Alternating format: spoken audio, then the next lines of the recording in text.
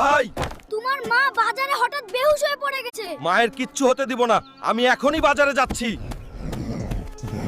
Doctor, আমার মাকে বাঁচান ডাক্তার। ঠিক আছে, আপনি আগে 2 লাখ টাকা জমা করে অ্যাডমিশন করে আসুন। এত টাকা তো আমার কাছে নেই ডাক্তার। টাকা ছাড়া অপারেশন সম্ভব না। আপনি অপারেশনের ব্যবস্থা করেন ডাক্তার, আমি টাকা জোগাড় করছি। আমি এখন এত টাকা কোথায় পাবো? এলাকায় একটি ভয়ঙ্কর অ্যানাকোন্ডা সাপ প্রবেশ করেছে। যে এই সাপটিকে মারতে পারবে, সরকার তাকে 10 লাখ টাকা পুরস্কার দেবে। এখানে নাকি সাপটা ছিল, যেভাবেই হোক এই সাপ মারতেই হবে।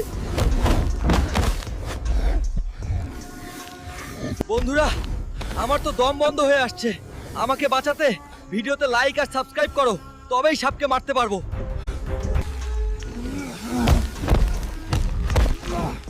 আমার বন্ধুরা লাইক করেছে বলেই আমি অ্যানাকন্ডাকে মারতে পারলাম।